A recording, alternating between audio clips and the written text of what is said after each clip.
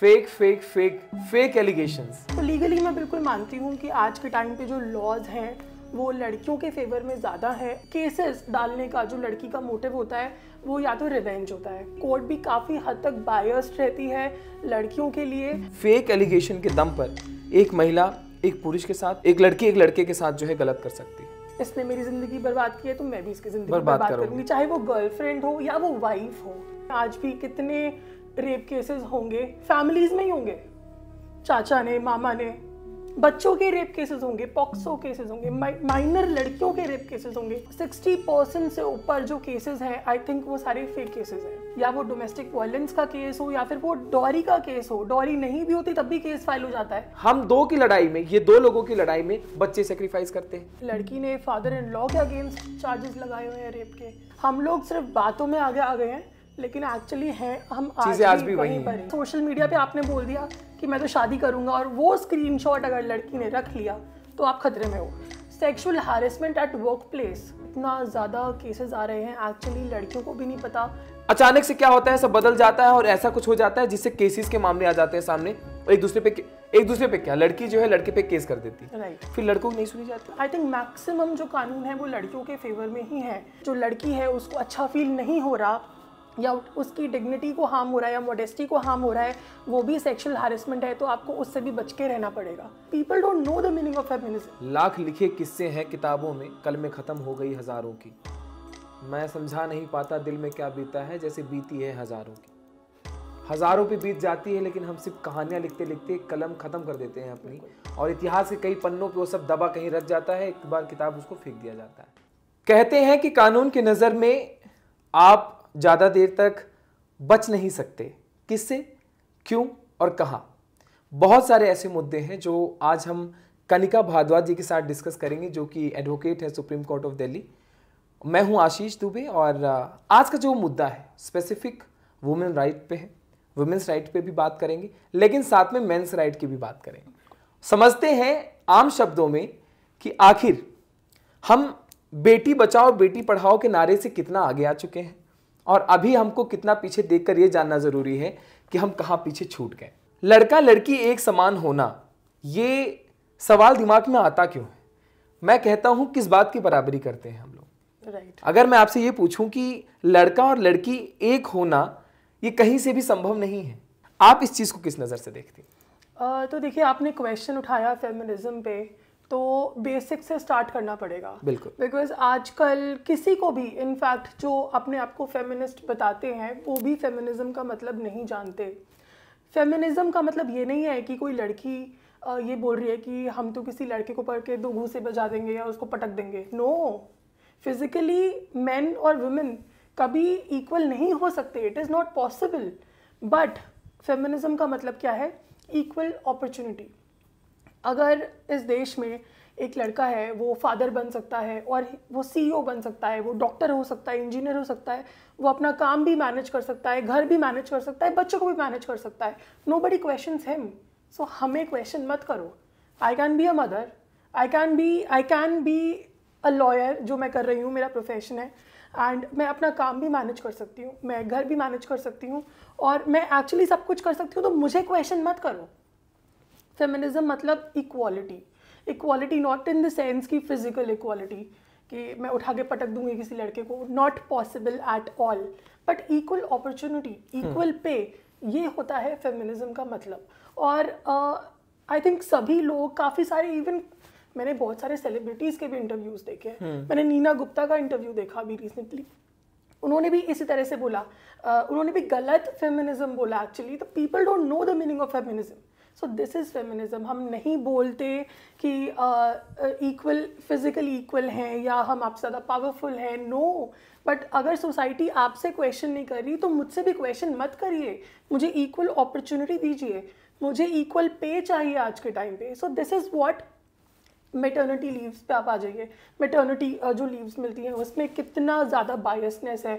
कई कंपनीज, कई एमएनसीज को हम खुद ऐसे केसेस देख रहे हैं कि अगर लड़की प्रेग्नेंट हो गई है तो उसको आप फायर कर दो, क्यों, वाई? जब मैटरनिटी लीव्स का ऑप्शन है और लॉ है कि आपको मैटरनिटी लीव दी जाएगी, तो क्यों नहीं मिलती है? अब तो कानून में भी आ गया है कि मैटरनिटी बिल्कुल लीव जो है बिल्कुल, अब तो ये कानून भी है, तो क्यों मैटरनिटी लीव्स और बहुत ही घुमा फिरा के बिना रीज़न के लड़कियों को टर्मिनेट कर दिया जाता है कि आप प्रेग्नेंट हो गई हो, आप इतनी एफिशिएंट नहीं हो गई। तो बैकग्राउंड में जो प्लानिंग है वो तो यही है, बट एक्चुअली रीज़न मैटरनिटी होता है। सो ये सारी चीज़ें आज भी हमारी सोसाइटी में है, हर जगह पर है, राइट? तो ये आपने जैसे अभी स्टार्टिंग में बोला कि हम नारों से कितने आगे आ गए हैं, हम लोग सिर्फ बातों में आगे आ गए हैं, लेकिन एक्चुअली हैं हम चीजें आज भी वहीं वही पर हैं, ही। कुछ नहीं बदला है। जैसे आपने मैटरनिटी लीव की बात की, हमारे एक मित्र कहा करते थे कि जो नारी होती है, एक जो लड़की होती है, उसमें एक सीता होती है, क्योंकि सीता हमेशा एक अग्नि परीक्षा दिया करती थी। जी। सीता माँ, क्या ऐसा सच में है कि आप बीइंग अ गर्ल, मैं आपसे जानना चाहता हूं कि यस ऑफ कोर्स ऐसी बहुत सारी चीजें हैं जिसमें हम लड़के जो है, कोई भी एक लड़का कंपेयर नहीं कर सकता एक लड़की से, चाहे वो पेरेंट्स में हमारी माता हो, चाहे हमारे घर में हमारी सिस्टर हो, चाहे दोस्तों में हमारे लवर्स हो, कोई भी हो। लेकिन ये जो अग्नि परीक्षा वाली चीज आ जाती है, वहां पे लड़कों को दबाया क्यों जाता है? देखो, लड़कों को दबाया एक्चुअली बहुत सारी चीज़ें हैं। अभी जो क्वेश्चन है इसके बहुत सारे एस्पेक्ट्स हैं। इसका लीगल एस्पेक्ट भी है, एक अपना पर्सनल लाइफ, सोशल एस्पेक्ट भी है। तो जहाँ तक मैं लीगली अगर मैं बात करूँ, तो लीगली मैं बिल्कुल मानती हूँ कि आज के टाइम पे जो लॉज हैं वो लड़कियों के फेवर में ज़्यादा है और लड़कों के फेवर में थोड़े से कम है। और मैं मानती हूँ कि कोर्ट भी काफ़ी हद तक बायस्ड रहती है लड़कियों के लिए। स्टार्टिंग में कोर्ट नहीं देखती कि लड़की ने सही एलिगेशन लगाए हैं या गलत एलिगेशन लगाए हैं, वो बाद में पता चलता है। लेकिन जब पता चलता है तब तक 10 साल हो जाते हैं, तो लड़के की भी लाइफ ख़राब होती है एंड लड़की जो है she becomes happy. Because generally मैंने ये देखा है कि जो फॉल्स केसेस डालने का जो लड़की का मोटिव होता है वो या तो रिवेंज होता है कि अब इसने मेरी ज़िंदगी बर्बाद की है तो मैं भी इसकी ज़िंदगी बर्बाद करूँगी, चाहे वो गर्लफ्रेंड हो या वो वाइफ हो, इन ऑल सर्कमस्टांसेस, चाहे वो फ्रेंड क्यों ना हो। अब तो घर में होने लगा है, राइट, परिवार में लोग जो है एक दूसरे के खिलाफ। बिल्कुल बिल्कुल। सो ये जो चीज़ें हैं लीगली अगर मैं बात करती हूँ तो मैं मानती हूँ कि जो लॉज हैं वो मिसयूज़ हो रहे हैं लड़कियों के द्वारा, और लड़कों का जो लीगल राइट है वो बहुत कम है लड़कियों के कंपैरिजन में। बट अगर सोसाइटी वाइज में देखूँ तो लड़कों का अपर हैंड है और लड़कियों का लोअर हैंड है। अगर मैं घर में देखूँ फॉर एग्जांपल, तो मेरे को लगता है आज के टाइम में हर तीसरे घर में डोमेस्टिक वायलेंस है। ऑफ कोर्स है। तो ये मैं सोशली आपको बता रही हूँ कि जैसे मैं क्यों कहती हूँ कि आज भी सोसाइटी में या फैमिलीज़ में लड़कों का अपर हैंड रहता है। तो ये फैक्ट है कि इंडिया में हर तीसरे घर में डोमेस्टिक वायलेंस है। और डोमेस्टिक वायलेंस का मतलब मैं आपको बता दूं कि it's not only physical violence. ऐसा नहीं है कि फिजिकल वायलेंस होगा तभी वो डोमेस्टिक वायलेंस है। इवन इमोशनल या अब्यूज़ करना, ह्यूमिलिएट करना, या डॉरी दहेज मांगना, या फिर उसकी डिग्निटी को किसी भी तरह से हार्म करना, हैरेसमेंट करना, मेंटल टॉर्चर करना, सोसाइटी से आइसोलेट कर देना। क्योंकि हमने बहुत सारे केसेस देखे हैं जहाँ पे लड़का और लड़के की फैमिली कहता है कि हमें लड़की को काम नहीं कराना, हम नहीं चाहते कि वो घर से बाहर निकले, हमें नहीं पढ़ाना लड़की को। All these things are domestic violence. और इसके बेसिस पे मैं बताना चाहती हूँ कि हर तीसरे घर में डोमेस्टिक वायलेंस है। तो डेफिनेटली आज भी जो सोसाइटी है, एक तरफ हम कहते हैं कि मिसयूज़ है, जो कि है, मेट्रोपॉलिटन सिटीज़ में है, जो रियल केसेस हैं मुझे लगता है वो रिपोर्ट ही नहीं होते, चाहे वो रेप केसेस हो या फिर चाहे वो मैट्रिमोनियल इश्यूज़ हो। मुझे लगता है कि रूरल एरियाज़ में आज भी कितने रेप केसेस होंगे, फैमिलीज़ में ही होंगे, चाचा ने, मामा ने, बच्चों के रेप केसेस होंगे, पॉक्सो केसेस होंगे, माइनर लड़कियों के रेप केसेस होंगे, वो और बढ़ता ही जा रहा है, बढ़ता जा रहा है। और उन केसेस की रिपोर्टिंग ही नहीं है, बट फेक केसेस की सबसे पहले रिपोर्टिंग हो जाती है। इसी फेक एलिगेशन पे मैं आना चाहता हूँ। आप जैसे घर तक पहुँच गए, मैं घर से मुद्दा एक शुरू करता हूँ। शी इज़ अ वुमन, आप इसे कुछ नहीं कह सकते। एक तर्क ये भी है, आपको समझना पड़ेगा। आज ऐसा होने लगा है कि आप फेक एलिगेशन के दम पर एक महिला एक पुरुष के साथ, कोई भी एक लड़का एक लड़की के साथ, एक लड़की एक लड़के के साथ जो है गलत कर सकती है। आपका इस पे क्या कहना है? फेक एलिगेशन किस तरीके से जो है अपने आप को बढ़ा चुका है इस वक्त समाज में। कोई भी लड़की को कोई कुछ भी नहीं कह सकता सिर्फ इसलिए क्या वो लड़की है।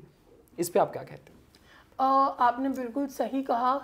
जैसे मैंने अभी कहा कि जो जेन्युइन केसेस हैं उनकी रिपोर्टिंग नहीं हो रही है, और जो फेक केसेस हैं वो बढ़ते चले जा रहे हैं, चाहे वो रेप केस हो या वो डोमेस्टिक वायलेंस का केस हो या फिर वो डॉरी का केस हो। डॉरी नहीं भी होती तब भी केस फाइल हो जाता है, राइट। तो ये केसेस जो हैं बहुत ज़्यादा बढ़ चुके हैं, खासकर मेट्रोपॉलिटन सिटीज़ में।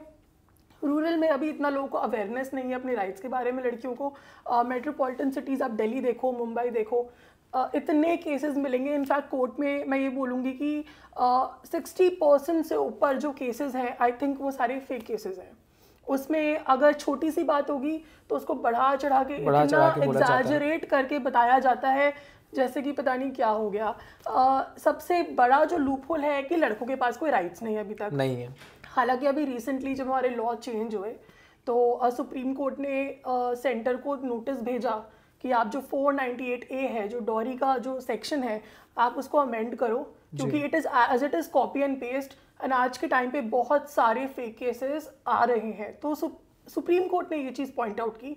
एंड वो जो सेक्शन है अभी भी there is a possibility amend हो जाए, बट कब होगा वी डोंट नो।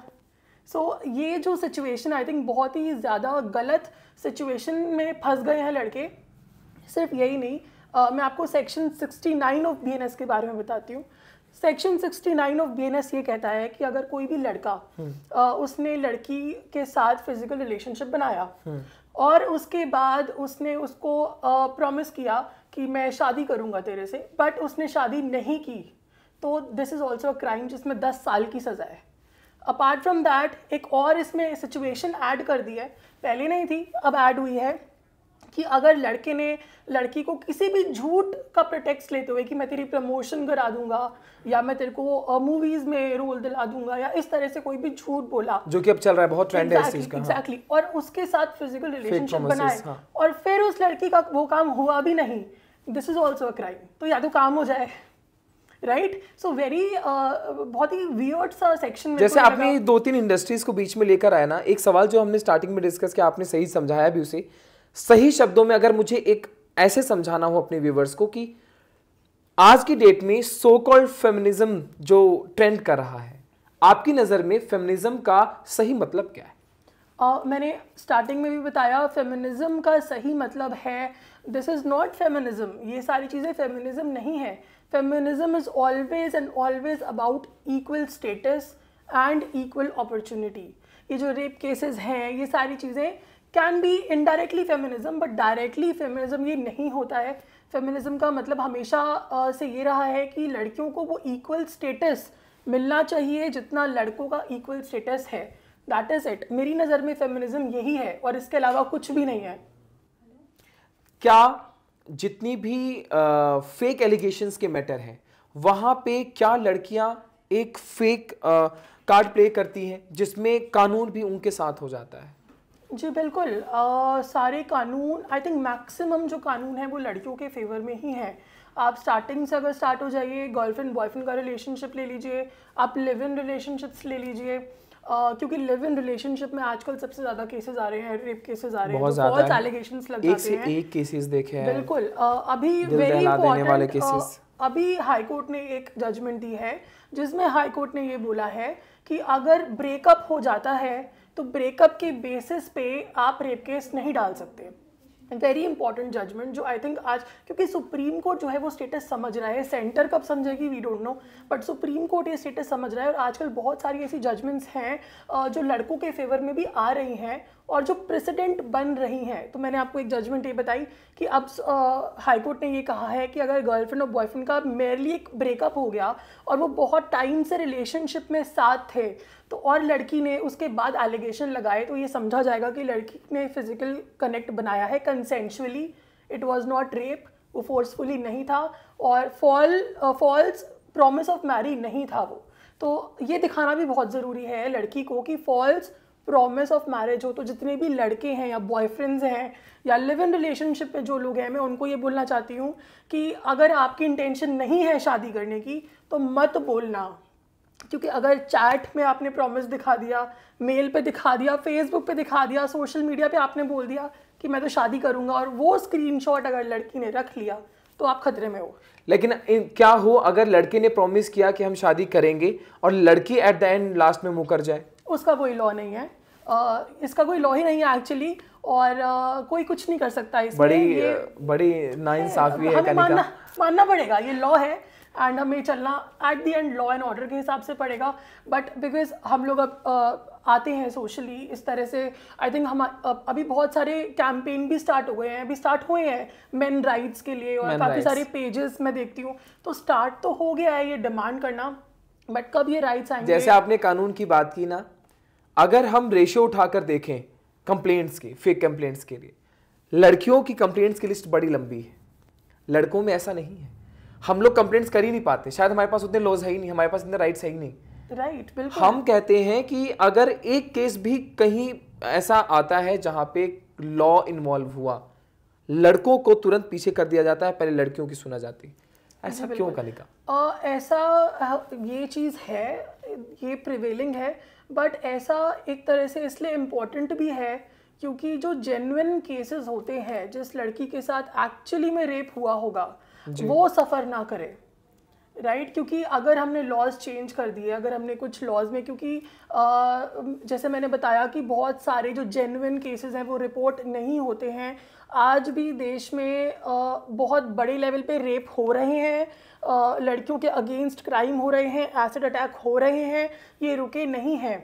कुछ भी नहीं रुका है। कुछ भी नहीं रुका। मैं आए दिन, हर दूसरे दिन हम देखते हैं किसी 18 साल से कम लड़की के साथ जो है वो रेप का हुआ। Sexual harassment at work place, इतना ज़्यादा केसेस आ रहे हैं, एक्चुअली लड़कियों को भी नहीं पता कि सेक्सुअल हैरेसमेंट एग्जैक्टली क्या है एट वर्क प्लेस, और लड़के को भी नहीं पता। लड़का सोचता है कि जब तक मैं टच नहीं करूंगा उसको तब तक सेक्सुअल हैरेसमेंट कैसे हो गया, ये क्वेश्चन बोलते हैं लड़के। अगर कनिका मैं आपको रोक कर अगर इसी सवाल को फ्रेम कर दूं, कॉर्पोरेट इंडस्ट्री में, कॉर्पोरेट प्लेटफॉर्म पे आज बिना बताए जो एक हरासमेंट का सीन चल रहा है, ट्रेंड चल रहा है, चाहे सीनियर जूनियर में हो और प्रोफाइल टू प्रोफाइल में हो, बहुत सारी इंडस्ट्रीज में हम देख रहे हैं। कॉर्पोरेट हरासमेंट को लेकर आप क्या कहते हैं? क्या ज़रूरी हो एक फिजिकल हरासमेंट हो या ऐसा नहीं है? आप किसी और तरीके से भी, अगर आप किसी मेंटल स्ट्रेस दे रहे हैं, कुछ दे रहे हैं, वो भी एक हरासमेंट है। व्हाट यू से on corporate harassment? Corporate harassment या फिर any harassment at work place मैं बोलूँ, क्योंकि कॉर्पोरेट तो सिर्फ कॉर्पोरेट हो गया, कॉलेजेस में भी होता है, हर जगह होता है। तो इसका एक एक्ट है, posh act, prevention of sexual harassment act, जो कि एप्लीकेबल हो गया है। बट स्पेसिफिकली मैं बिकॉज किसी को पता नहीं है उसके बारे में। लड़का ये सोचता है कि जब तक मैं लड़की को जाके टच नहीं करूँगा वो सेक्सुअल हैरेसमेंट नहीं हुआ। तो लड़का बोलता है मैंने तो किया ही नहीं सेक्सुअल हैरेसमेंट, जब मैंने उसे टच ही नहीं किया तो मैंने कैसे सेक्सुअल हैरेसमेंट कर लिया। बट गुड टच और बैड टच का जो यहाँ सीन है वो भी यहाँ पे आता है।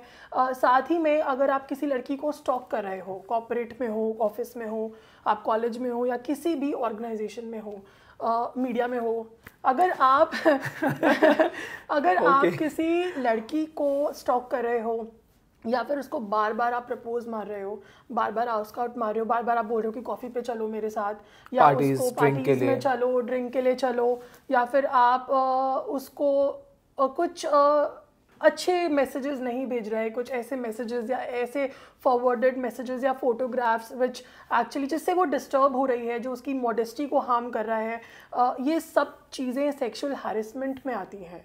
सो आजकल जो आपने बताया कि कॉर्पोरेट ट्रेंड चल रहा है, ये लड़कियों को भी नहीं पता कि ये सेक्सुअल हैरेसमेंट है। तो मैं लड़कियों को भी बताना चाहती हूँ कि अगर किसी भी लड़के की किसी भी गेस्चर से या किसी भी स्टेटमेंट से, या वो आपको स्टॉक कर रहा है, सोशल मीडिया पे स्टॉक कर रहा है, या आपको ब्लैकमेल कर रहा है कि मैं तेरी फोटोग्राफ्स वायरल कर दूंगा, all these things come under sexual harassment. तो अगर ऐसा है तो आप पुलिस स्टेशन में कंप्लेन भी कर सकते हो, एंड आप पॉश एक्ट में कंपनी में भी मेल कर सकते हो। देयर इज़ पॉश एक्ट के अंदर स्पेसिफिकली हर कंपनी को ये डायरेक्शन है, हर ऑर्गेनाइजेशन को ये डायरेक्शन है कि एक पॉश कमेटी बनेगी और वो कमेटी पूरी इन्वेस्टिगेशन करेगी। तो हर कंपनी में ये कमेटी होगी, जहाँ पे जिस कंपनी में ये कमेटी नहीं है वो कंपनी शट डाउन भी हो सकती है। ये एक्ट इतना सीरियस जो है स्ट्रिक्ट बनाया गया है। तो आप पहले तो पुलिस स्टेशन में भी कंप्लेन कर सकते हो, साथ में आप जो पॉश कमेटी है, जो आईसीसी कमेटी है आपकी कंपनी में, आप उसमें भी कंप्लेन डाल सकते हो, एंड इन्वेस्टिगेशन होगी। नंबर 2, लड़कों को भी मैं बताना चाहती हूँ कि लड़कों को भी पता होना चाहिए कि सेक्सुअल हैरेसमेंट है क्या। सो लड़के इनोसेंट नहीं दिखा सकते अपने आप को मैंने तो टच ही नहीं किया, तो मैंने कैसे सेक्सुअल हैरेसमेंट कर दिया। अगर आपने ऐसी कोई भी हरकत की है जिससे सामने वाली जो लड़की है उसको अच्छा फील नहीं हो रहा, या उसकी डिग्निटी को हार्म हो रहा है, या मॉडेस्टी को हार्म हो रहा है, वो भी सेक्सुअल हैरेसमेंट है, तो आपको उससे भी बच के रहना पड़ेगा। सेकेंडली, वाइस वर्सा केसेस भी होते हैं कि लड़की जानबूझ के बोलती है कि मैं तेरी सारी चैट वायरल कर दूंगी, या मैं तेरे को, तू मुझे इतने पैसे दे, 10 लाख दे, 20 लाख दे, वरना मैं तेरे पे फेक रेप का केस डाल दूंगी। ये सारी चीज़ें भी होती हैं। तो अगर ऐसा कुछ है तो मैं सारे लड़कों को बोलना चाहती हूँ कि अपने पास एविडेंस ज़रूर रखिए। अगर वो बोल रही है कि मेरे को 10 लाख दे, 20 लाख दे, whatever XYZ अमाउंट, आप उसको रिकॉर्ड कर लो, या फिर आप उसकी चैट का स्क्रीनशॉट ले लो। और दिस इज़ एक्सटॉर्शन, ये एक्सटॉर्शन में आता है, ये ब्लैकमेलिंग में आता है। और आपको अगर रेप केस से बचना है या फॉल्स केस से बचना है तो इमीडिएटली आप पुलिस स्टेशन में जाके एक्सटॉर्शन की FIR ज़रूर कटवा दो। इससे मोस्ट प्रॉबली एटलीस्ट ये होगा, केस तो चलेगा बट आपको जेल नहीं होगी। So this we can do. बड़ी नाइंसाफी है लड़कों के साथ। मतलब लेकिन at the same time Kanika ji, एक सवाल ये भी आता है, आप किसी के साथ एक अच्छे रिश्ते में थे लेकिन अचानक से आपकी लड़ाइयाँ शुरू हो जाती हैं, क्यों? क्योंकि आप अपने मित्र को, अपने दोस्त को, अपनी महिला दोस्त को रोकना टोकना शुरू कर देते हैं, उनसे पूछना शुरू कर देते हैं कहाँ जा रहे हो, किसके साथ हो, मुझसे बात नहीं करनी, ये नहीं करनी, वो करनी। अचानक से क्या होता है, सब बदल जाता है और ऐसा कुछ हो जाता है जिससे केसेस के मामले आ जाते हैं सामने। एक दूसरे पे क्या, लड़की जो है लड़के पे केस कर देती है, फिर लड़कों की नहीं सुनी जाती।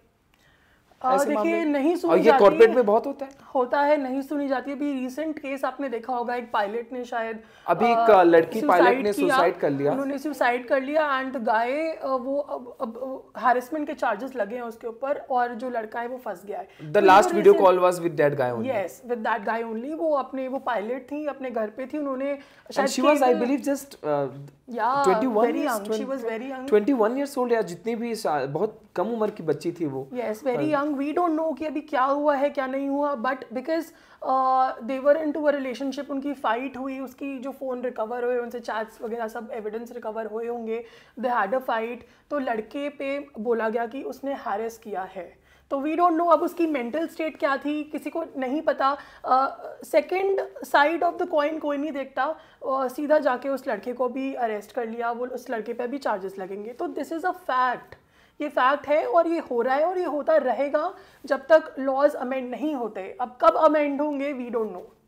मैं आपसे ये पूछना चाहता हूँ कनिका जी, एक बात समझाइए कि if a girl don't want to live with a boy and the reason is just only the parents of the boy, अगर माँ बाप के साथ नहीं रहना है तो इसमें लड़के की क्या गलती? आप डाइवोर्स जो है फाइल कर देते हैं छोटी छोटी बातों पे, माँ बाप कहाँ जाएंगे फिर इस मैटर? जी बिल्कुल, इसमें बिकॉज बहुत सारे इस तरह के केसेस आ रहे थे। बहुत गंभीर मैटर है, बहुत एक्चुअली सीरियस मैटर है, बिकॉज जो पेरेंट्स हैं, जो एजड हैं, जिनको एक्चुअली में इस पॉइंट ऑफ टाइम पे सबसे ज़्यादा लव एंड केयर की ज़रूरत है, बच्चों से चाहिए, उस टाइम पे अगर इस तरह के और ऑब्वियसली उनकी मेडिकल कंडीशन भी ठीक नहीं होती, हेल्थ अलाइनमेंट्स होते हैं, इस टाइम पे अगर आप उन्हें हैरेस करेंगे तो वो बेचारे कहाँ जाएंगे?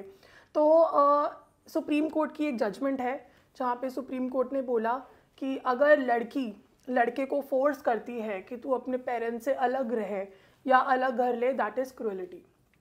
तो आज के टाइम पे, और ये जजमेंट अभी की नहीं, काफ़ी पहले की आ चुकी है, ठीक है। तो आज के टाइम पे कोर्ट में कोई भी लड़की ये नहीं लिखती या ये नहीं बोलती कि मुझे पेरेंट्स के साथ नहीं रहना, राइट? वो वजह वही हो भले, लेकिन जो है वजह पे छोड़ वही हो, बट कोर्ट के सामने किसी भी पिटिशन में लड़की ये नहीं लिखती कि मुझे पेरेंट्स के साथ नहीं रहना, हालांकि वजह वही होती है क्योंकि इन लॉज जो है उनका जो इंटरफेरेंस होता है वो ऑब्वियसली हो सकता है कि कुछ लड़कियों को पसंद ना आए या इस तरह की चीज़ें। तो जो पेरेंट्स हैं उनके पास भी राइट है, वो भी सीनियर सिटीजन एक्ट में जा सकते हैं। Number 2, they can also claim maintenance. अगर वो डिपेंडेंट हैं और उनके पास कोई सोर्स ऑफ इनकम नहीं है तो वो अपने बेटे और बहू पे मेंटेनेंस डाल सकते हैं। बहू तो बेटे को ही बोलेगी ना, तो बेटा तो ओवरऑल लड़का ही ultimate, but they have the right. मतलब अगर कोई ऐसे पेरेंट्स हैं जो एक्चुअली बिल्कुल रोड पे आ गए हैं, ऐसा हो चुका है उनके साथ, और जो बिल्कुल रोड पे खड़े हुए हैं इस टाइम पे, आप ये सिचुएशन देखिए कि ठीक है, बेटे ने बहू ने मिलकर उनको घर से निकाल दिया, या दोनों ने मिलकर निकाल दिया, या बेटे ने सिंगली निकाल दिया, या बहू ने निकाल दिया है। अब वो जो पेरेंट्स है वो रोड पे खड़े हुए हैं, तो उनके पास राइट है कि वो मेंटेनेंस डालें और उनको मेंटेनेंस कोर्ट ग्रांट करेगा, राइट। उसके बाद जैसे मैंने बताया सीनियर सिटीजनशिप एक्ट भी है, उसमें जा सकते हैं।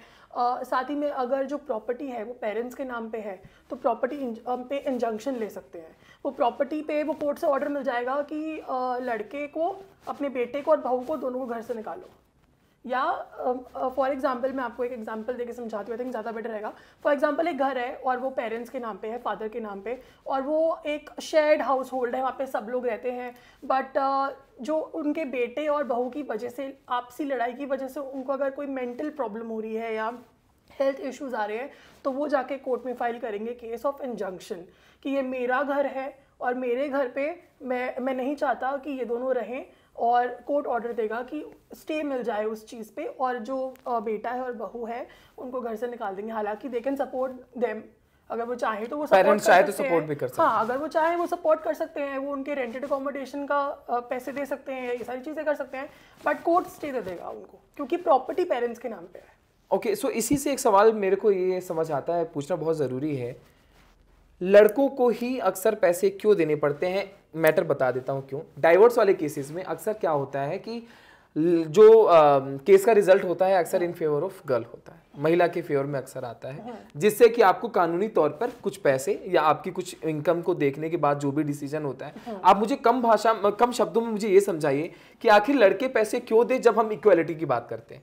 हम बात इक्वालिटी की कर रहे हैं, तो क्या महिला अब यहाँ मेहनत करके खुद कमा नहीं सकती, या लड़कों को क्यों देना पड़े? और इसी सवाल से एक सवाल ये बनता है कि हम दो की लड़ाई में, ये दो लोगों की लड़ाई में बच्चे सेक्रीफाइस करते हैं। राइट, बिल्कुल। सो जो आप बात कर रहे हो वो मेंटेनेंस की बात कर रहे हो बेसिकली, आप इंटरिम मेंटेनेंस और मेंटेनेंस की बात कर रहे हो। सबसे पहले हमें ये समझना पड़ेगा कि सारी ही लड़कियां इक्वल नहीं होती, कुछ लड़कियां क्वालिफाइड होती हैं, कुछ बहुत इंडिपेंडेंट होती है, कुछ नहीं होती।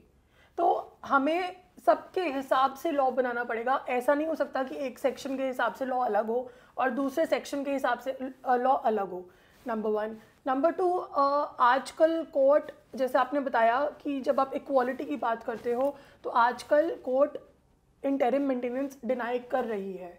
बहुत सारी ऐसी जजमेंट्स हैं जहाँ पे जो लड़की वर्किंग है, वेल क्वालिफाइड है, उनको मेंटेनेंस नहीं दी गई है। तो आज ऐसा हो रहा है, कोर्ट समझ रहा है इस चीज़ को, और अगर लड़की वर्किंग है और अगर लड़की क्वालिफाइड है and she can handle her self, she is maintaining her self, तो कोर्ट मेंटेनेंस डिनाई कर देता है। बट अगर ऐसी सिचुएशन है, लड़के को क्यों देना पड़ता है? उसका रीज़न ये है कि कोर्ट ये कहता है कि लड़का जब शादी करता है तो उसको पता है कि अब मेरे पे रिस्पॉन्सिबिलिटी आएगी, और लड़का तभी शादी करे जब वो अपनी फैमिली का खर्चा उठा सकता है। अगर वो उठा सकता है तो वो शादी करे, एल्स वो ना करे। कोर्ट ज़बरदस्ती नहीं करती कि शादी करो करो, ये कोर्ट का इसमें कोई लेना देना नहीं है। बट अब आपने सोच समझ के शादी की है, अब आपको प्रॉब्लम आ रही है, तो कोर्ट ये इंश्योर करेगा कि जो लड़की है वो बेसिक नेसेसिटीज़ उसके पास रहें, वो भूखी ना मरे। क्योंकि एक लड़की के पास ना तो उस टाइम पे एक पेरेंटल सपोर्ट होता है, और अगर होता भी है तो एक टाइम के बाद पेरेंट्स भी लड़की को सपोर्ट नहीं करते हैं। अपार्ट फ्रॉम दैट, अगर बच्चा है तो लड़की की सिचुएशन और ज़्यादा ख़राब हो जाती है क्योंकि उसे बच्चे को भी पालना है। तो कोर्ट कहती है कि बेसिक नेसेसिटीज़ लड़की को इंश्योर होंगी, रोटी कपड़ा मकान ये तो उसको मिलेगा ही मिलेगा, चाहे आप चोरी करो, डाका डालो, कुछ भी करो, आप मेंटेनेंस दोगे। और अगर बच्चा है तो आप 500% मेंटेनेंस दोगे बिना कुछ सोचे समझे। उस टाइम पे कोर्ट बिल्कुल आँख नाक मुंह बंद करके बैठता है, बच्चा है मेंटेनेंस दो, क्योंकि बच्चा कैसे पलेगा, और इन सब चीज़ों के बीच में जो सफ़र करता है वो बच्चा सफ़र करता है। सो इसीलिए जो मेंटेनेंस का जो लॉ बनाया है काफ़ी सोच समझ के बनाया है। बट ये बात बिल्कुल सही है कि मिसयूज़ हो रहा है, काफ़ी केसेस में भी मिसयूज़ हो रहा है। बट अगर आपको लगता है कि मिसयूज़ हो रहा है तो you can always challenge that order.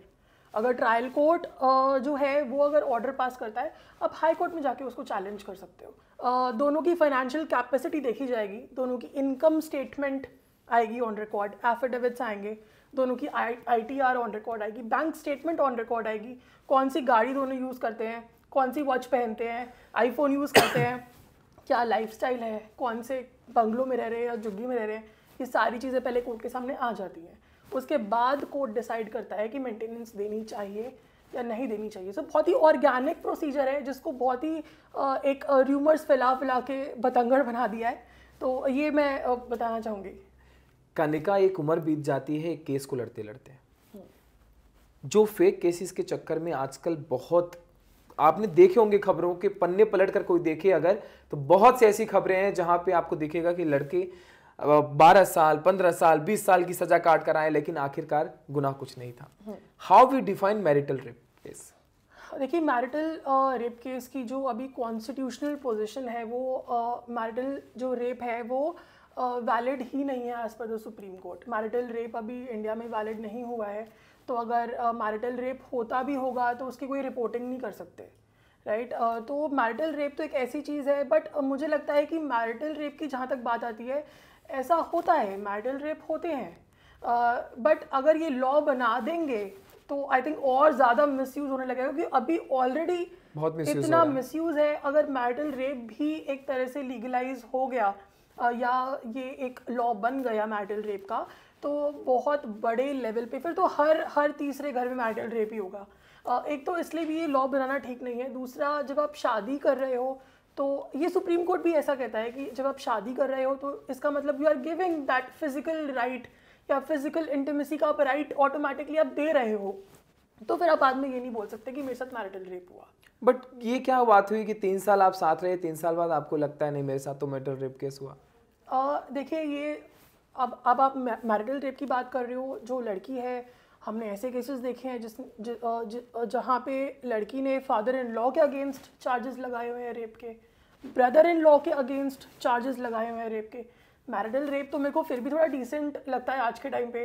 अगर आप पेटिशंस पढ़ोगे तो अगर घर में 4 लड़के हैं तो वो डजेंट मैटर कि क्या रिलेशनशिप है, सबके साथ सबने रेप किया है, सबने सेक्सुअल हैरेसमेंट किया है। तो ये जो एलिगेशंस हैं ये और इस चीज़ का कोई ऑब्वियसली लॉ नहीं है, वो लड़के कुछ नहीं कर सकते जिन पे रेप के चार्जेस लगे हैं। They can only defend themselves. Fake allegations 100% में से 9% केसेस ऐसे हैं जो ट्रू हैं, बट ऑन रिकॉर्ड नहीं। इंसान के अंदर को पता होता है कि गलत क्या है सही क्या है, लेकिन ये 9% जो सही हैं और 100% जो फेक एलिगेशंस हैं, कुछ छोटा सा आप क्या कहना चाहते हैं इस पे? देखिए, मेरे हिसाब से एक इस तरह का कुछ लॉ आना चाहिए कि जिसने फेक एलिगेशन लगाया है और अगर वो फेक एलिगेशन ये कोर्ट ने कोर्ट ने एक तरह से मान लिया है कि ये फेक एलिगेशन है, तो आई थिंक एक कोई कॉम्पनसेशन अमाउंट लड़की को देना चाहिए, कि वो लड़के को इतना अमाउंट दे। लड़की के अगेंस्ट आई थिंक ऐसा कोई लॉ बनाना चाहिए कि अगर फेक एलिगेशन है तो लड़की has done a criminal offence, जो कि नहीं है, आज तक ऐसा कोई लॉ नहीं है। दूसरा, फेक एलिगेशंस की अगर हम बात करते हैं तो मेन राइट्स जो हैं, जैसे मैंने आपको बताया कि 498 अमेंड होना चाहिए जी। और ऐसे कुछ सेक्शंस आने चाहिए जो मेन राइट्स के फेवर में हो, जो लड़कों के लिए जो लॉ बने कि जिस लड़के के साथ गलत हुआ है तो ये भी बोला जाए कि लड़की ने क्राइम किया है और वो माना जाए। मेरे को नहीं समझ आता कि सब लोग इस चीज़ से क्यों बचते हैं। अगर लड़की ने क्राइम किया है तो मान लो ना क्राइम किया है, उसको सज़ा दो ताकि वो दोबारा ऐसा ना करे। क्योंकि मैं आपको बताऊं कि एक सर्टेन सोसाइटी में आजकल एक ऐसे ग्रुप्स बन गए हैं लड़कियों के जो स्पेसिफिकली लड़कों को ढूंढ के उनके ऊपर रेप के एलिगेशंस लगाते हैं। It's their job, it's their profession. मैं साफ बता देती हूँ कि मेरे लिए भी कोई बड़ी बात नहीं है कि मैं अगर किसी राह चलते लड़के के ऊपर मैं कहीं से भी फेक एलिगेशन लगवा सकती हूँ। So it is so simple for a lawyer, for anybody, it is so simple. आपको जस्ट एक करेक्ट ग्रुप के साथ कनेक्ट करना है एंड आप उसके ऊपर फेक एलिगेशन लगा सकते हो एंड वो केस भी एडमिट हो जाएगा। एंड एडमिट होके हालांकि लड़का बरी हो जाए बाद में, बट जो लड़के के साथ हैरेसमेंट होगी उसकी कोई जस्टिफिकेशन नहीं है एंड कोई लॉ भी नहीं है कि फिर लड़का कुछ कर भी नहीं सकता उस केस में। सिर्फ लड़कियां ही क्यों डाइवोर्स फाइल कर सकती हैं, लड़के क्यों नहीं? नहीं, इट्स अ मिथ, लड़के भी डिवोर्स फाइल कर सकते हैं। ऐसा नहीं होता कि सिर्फ लड़कियां ही डिवोर्स फाइल कर सकती हैं, बट लड़कियां डिवोर्स के साथ और बहुत कुछ फाइल करती हैं, बट लड़के के पास सिर्फ एक ही राइट है विच इज़ डिवोर्स। तो इन दैट केस क्या हमें भी वो मिलेगा? अगर लड़की कमाती है एंड ऑल तो वो हमें देगी फिर एक तरीके से, जो जैसा वो मिलता है ना वो पैसा एंड ऑल? लड़की आपको बिल्कुल नहीं देगी। इस गलतफहमी में बिल्कुल मत रहना कि लड़की आपको कुछ दे देगी या आपको कुछ मिल जाएगा या कॉम्पनसेशन मिल जाएगा। लड़का सिर्फ ये ट्राई करे कि वो कैसे डिफेंसिव रह सकता है और अपने आप को किस तरह इन सारे लिटिगेशन से बाहर निकाले। कनिका जी, क्या हमारी कोई फीलिंग्स नहीं है? हम लोग डाइवोर्स का केस भी फाइल करें और हमें कुछ भी कंपनसेशन भी नहीं मिलेगा। खैर मुद्दा ही ऐसा है कानून के, अगर लॉ में नहीं, खैर बनना चाहिए ऐसा कुछ। इक्वलिटी फिर खत्म हो जाती है ना कनिका जी। हम फिर इक्वलिटी की, पहला सवाल ही फिर इक्वलिटी नहीं होना चाहिए। हम किस इक्वलिटी की बात करते हैं जहां पे इक्वलिटी है ही नहीं। अगर एक लड़का कॉर्पोरेट इंडस्ट्री में, मैं बस दोबारा उसी पे वर्क प्लेस पे आना चाहता हूँ, एक सवाल मेरा रह गया कि अगर वर्क प्लेस पे कोई लड़का अनसेफ फील कर रहा है और उसे सामने वाली लड़की से अच्छा फील नहीं हो रहा है, then what are the rights of man? देखिए, जैसे कि मैंने कहा कि कोई भी लड़का रेप के एलिगेशन नहीं लगा सकता लड़की के ऊपर, कोई भी लड़का सेक्सुअल हैरेसमेंट के एलिगेशन नहीं लगा सकता क्योंकि उसके कोई लॉज ही नहीं है। आप किस सेक्शन में जाओगे? बट अगर ऐसा है, एक तो पहले 377 था आईपीसी में, वो भी जो है वो ख़त्म कर दिया गया है। 377 वाज अननेचुरल ऑफेंस, तो वो भी अब ख़त्म कर दिया गया है। तो बीएनएस में तो ऐसा कोई लॉ ही नहीं है कि अगर लड़के को खतरा हो लड़की से तो वो कुछ करे। बट अगर मैं ये कहूँगी कि अगर लड़के को खतरा है, अगर वो फील कर रहा है कि उसे खतरा है, मैंने पहले बताया, immediately approach police station. Immediately आप अपना पुलिस स्टेशन को अप्रोच कर लो। आपको ब्लैकमेल किया जा रहा है, आपके साथ एक्सटॉर्शन हो रहा है, आपको थ्रेट किया जा रहा है, तो इन सारी चीज़ों में आप पुलिस स्टेशन में इमीडिएट कंप्लेंट फाइल करो। अगर पुलिस वाले आपकी बात नहीं सुनते हैं तो देयर इज़ अ प्रोविज़न कि आप डायरेक्ट कोर्ट में भी आ सकते हो। आप कोर्ट में अपना केस फाइल करो। कोर्ट में केस फाइल करके आप कोर्ट से रिक्वेस्ट करो कि मेरी ये प्रॉब्लम है और इसमें एफआईआर आप दर्ज करो। तो कोर्ट इस मैटर को देखेगा डायरेक्टली, क्योंकि पुलिस ऑफिशियल्स कई बार ऐसा होता है कि एफआईआर नहीं लिखते, और बिकॉज लड़की के अगेंस्ट मैटर है तो वो भी डर जाते हैं एक बार को कि लड़की के अगेंस्ट मैटर हम नहीं लेंगे। तो आप डायरेक्टली कोर्ट में भी आ सकते हो। आप कोर्ट में पिटिशन फाइल करो और कोर्ट डायरेक्शन देगा कि वेदर इस केस में एफआईआर होनी चाहिए या नहीं होनी चाहिए। तो आप बैठो मत उस चीज़ को, आप सहो मत। आपकी अगर लिमिट हो चुकी है तो आप इमीडिएटली एक्शन लो और पुलिस स्टेशन से स्टार्ट करो आप लोग। एक केस डिस्कस कर लेते हैं कनिका। एक एक्सीडेंट होता है, एक गाड़ी एक छोटे से मासूम बच्चे पे अचानक से चढ़ जाती है। बच्चा नीचे तब तक बचा हुआ था, लेकिन ड्राइवर या तो घबरा के या तो नशे में, जैसे मर्जी हो, उसने गाड़ी भगा ली। अब उस बच्चे की तो डेथ हो जाती है। अब उस गाड़ी को भगाने के बाद police on the spot action नहीं लेती। बच्चे के परिवार वाले जो है रोते रोते रोते रोते किसी तरीके से, दिल्ली का ही मैटर है, वो पुलिस से रिक्वेस्ट करते करते सीसीटीवी से गाड़ी का डिटेल निकलवाते हैं। डिटेल का माल निकालने के बाद जो गाड़ी का मालिक है वो ये कहता है गाड़ी मैं नहीं, जो है हमारा जीजा चला रहा था, कोई रिलेशन वाला चला रहा, लेकिन अब वो रिलेशन वाला फरार है। पुलिस इस पे क्या एक्शन नहीं ले रही, अभी कोई एक्शन नहीं ले रही। लेकिन जो घर वाले हैं, कैंडल मार्च, मोमबत्ती मार्च, ये मार्च वो मार्च करके थक चुके हैं, कोई इंसाफ नहीं।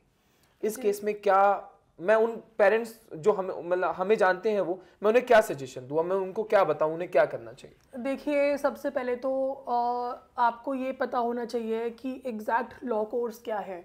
अगर ट्रायल कोर्ट आपकी बात नहीं सुन रहा है या पुलिस वाले नहीं आपकी बात सुन रहे हैं तो you can always go to High Court या सुप्रीम कोर्ट।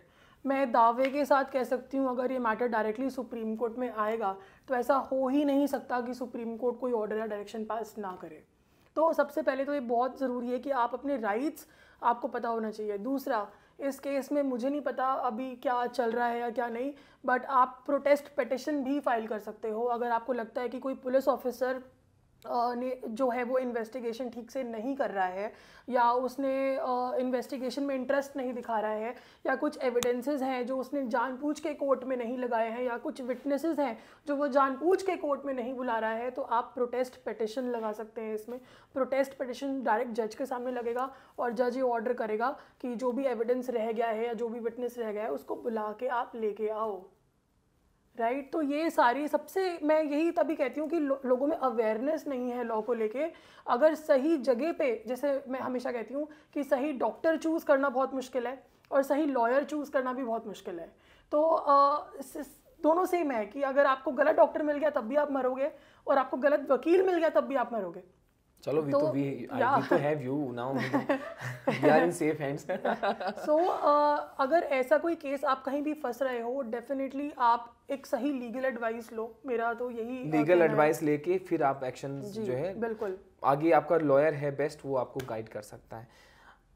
इससे पहले कि मैं आखिरी सवाल लूँ जिसके लिए मैं थोड़ा सा कुछ लंबा बोलूँगा, उसके पहले सिर्फ एक सवाल पेरेंटिंग कल्चर पे ले लेते हैं। आज जो ट्रेंड चल रहा है ना, रोक टोक के ज़माने से हटकर अगर बात करूं तो पेरेंट्स का कल्चर, जो हमारी युवा पीढ़ी है, शायद ये बनना भूल गई कि पेरेंट्स कैसे होते हैं। उनके प्यार की लड़ाई में भी बच्चे सेक्रीफाइस कर लेते हैं। बात बात पे हम जो है डाइवोर्स फाइल कर देते हैं, एक दूसरे पे केस कर देते हैं, घर छोड़ के चले जाते हैं। और एक्सटर्नल मैरिटल अफेयर, ये जो एक्सटर्नल मैरिटल अफेयर है, इसको how to deal if a boy is very tired of with this, how he has to work on this? देखिए, अगर किसी भी हस्बैंड की वाइफ एक्स्ट्रा मैरिटल अफेयर में है तो अडल्ट्री का मैटर बनता है ये, और अडल्ट्री को प्रूव करना कोर्ट में is next to impossible, because court कहती है कि अडल्ट्री तभी प्रूव होगी जब आपके पास कोई डायरेक्ट एविडेंस होगा। डायरेक्ट एविडेंस मतलब कोई डायरेक्ट वीडियो होगी जिसमें दोनों का फिजिकल रिलेशनशिप दिखाया जाए। अगर कोई लड़की, हाँ एग्जैक्टली, डायरेक्ट एविडेंस बिल्कुल। अगर कोई लड़की किसी लड़के के साथ कैफे में बैठी है और मे बी हक करके भी बैठी है या हाथ में हाथ डाल के भी बैठी है, तो that will also not prove adultery. वो अडल्ट्री नहीं है, they can be friends also. तो अडल्ट्री को जो प्रूव करना है, जो एक्स्ट्रा मैरिटल रिलेशनशिप्स हैं, इनको कोर्ट में प्रूव करना इज़ वेरी वेरी डिफ़िकल्ट। तो सेकेंडली, अगर अडल्ट्री है भी और एक्स्ट्रा मैरिटल अफेयर है भी लड़की का, तो जो अल्टीमेट रिकोर्स होगा वो डिवोर्स ही होगा। बिकॉज अब अडल्ट्री चाहे वो लड़के की साइड से हो या लड़की की साइड से हो, it's not a criminal offence. पहले लड़का अगर अडल्ट्री करता था तो वो क्रिमिनल ऑफेंस था, लड़की अगर अडल्ट्री करती थी तो कभी भी कुछ नहीं था।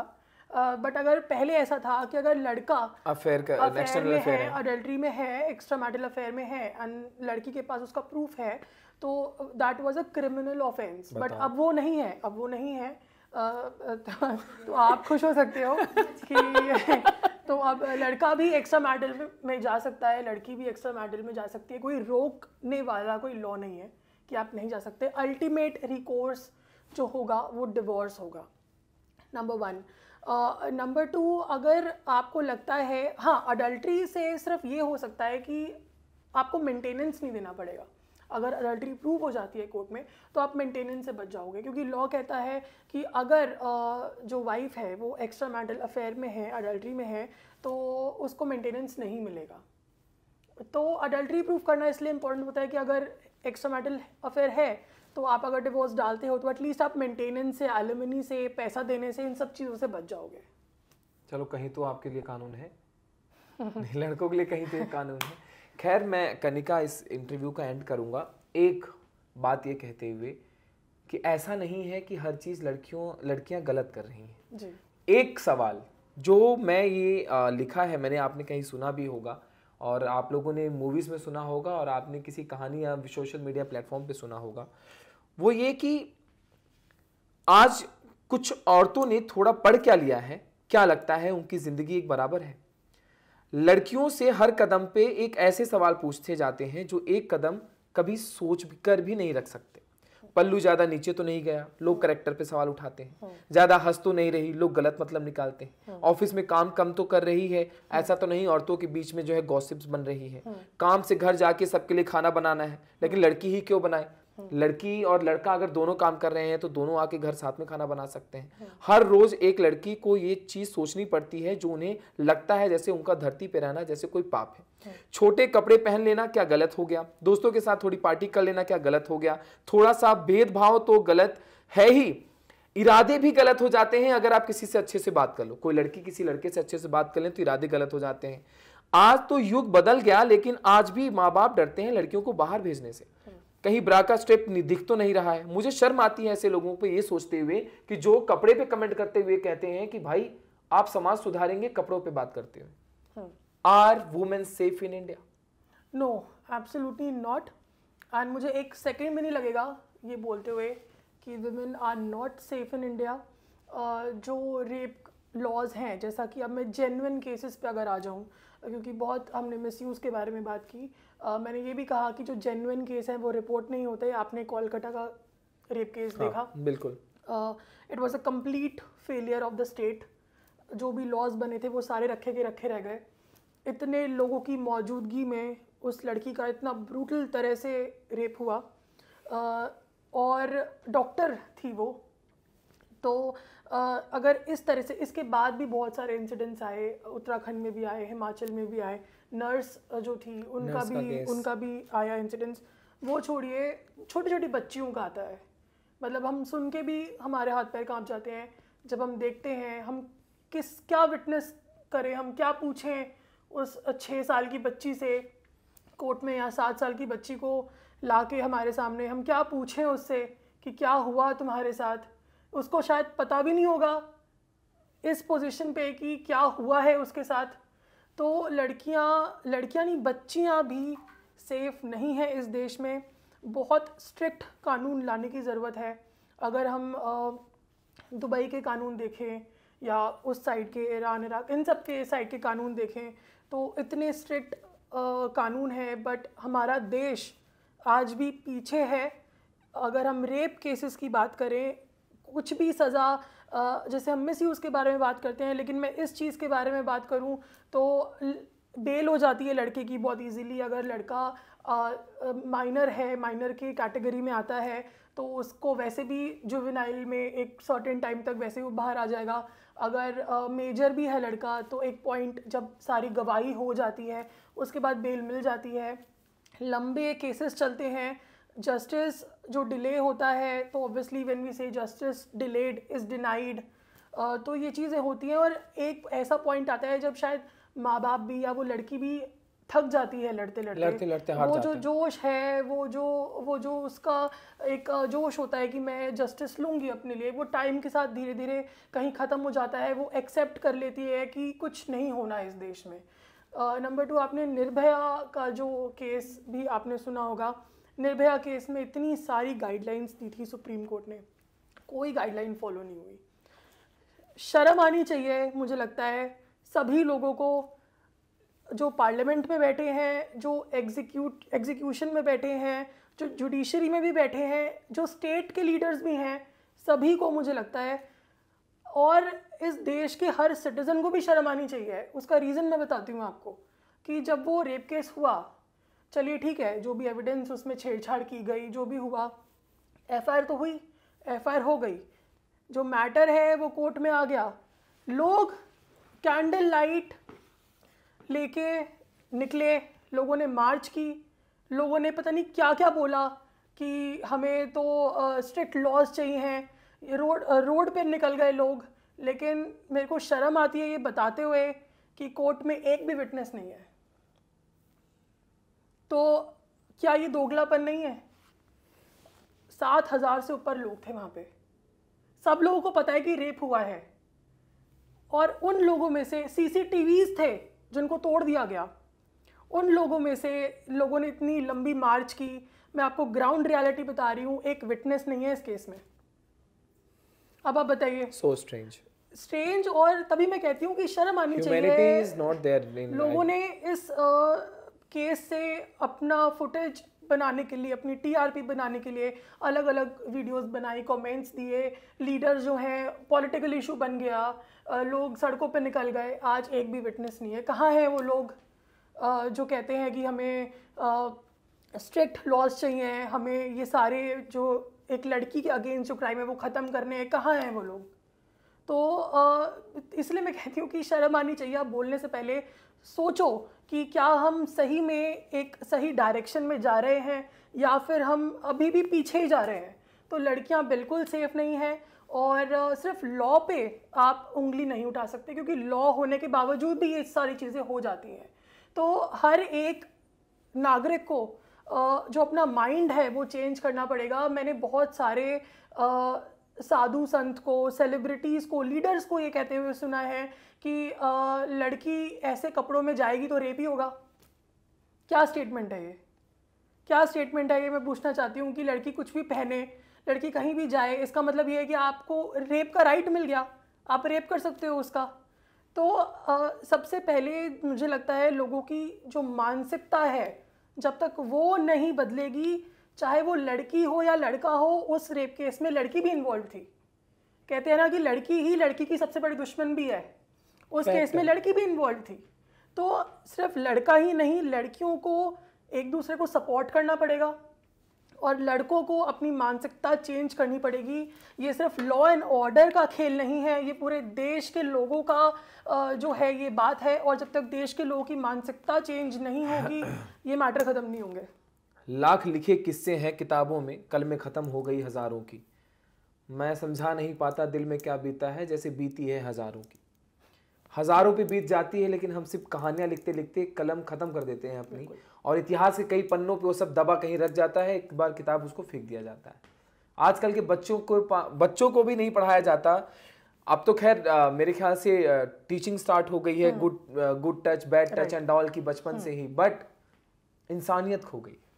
बिल्कुल, हम सब ये भूल गए अपनी भागदौड़ भरी जिंदगी में कि 12 से रात के 3 बजे तक की पार्टी में हमारे साथ जो महिला मित्र हमारे साथ है, और हम जब कभी किसी और पे नजर डालते हैं तो वो भी किसी की मित्र है, किसी की बहन है, किसी के घर के रिश्तेदार हैं। लेकिन खैर ये मुद्दा इतना आसानी से सॉल्व होगा नहीं कनिका, क्योंकि लोग जब तक खुद नहीं सोचेंगे कि उनकी क्या रिस्पॉन्सिबिलिटी है, हम कभी भी इस चीज़ से बाहर नहीं आ सकते। इसी के साथ इस इंटरव्यू का एंड करता हूँ। आज बहुत सारी बातें हुई, पेरेंट्स को लेकर, बच्चों को लेकर, फाइनेंस को लेकर, और हमने ये भी जाना कि आपके राइट्स क्या हैं। आप कहीं फंस गए तो आपके लिए एक अच्छा वकील, और आप हेल्थ सेक्टर में हैं, कहीं तबीयत खराब है तो एक अच्छा डॉक्टर, दोनों बहुत ज़रूरी है। लेकिन आपकी ज़िंदगी में एक अच्छा वकील होना बहुत ज़रूरी है, जो आपको सही राइट्स के बारे में आपको बताए। कोई भी लाइफ में डिसीजन लीजिए बिना अच्छे राइट्स के जाने के बारे में, बिना जाने बिल्कुल डिसीजन मत लीजिए। इसी के साथ Kanika, thank you so much for coming on this platform, the unfiltered मंच। एंड यस, ऑफ कोर्स हम किसी अगले पॉडकास्ट पे किसी बड़े मुद्दे के साथ डिस्कस करते हुए नजर आएंगे। For sure. Thank you so much. Thank you.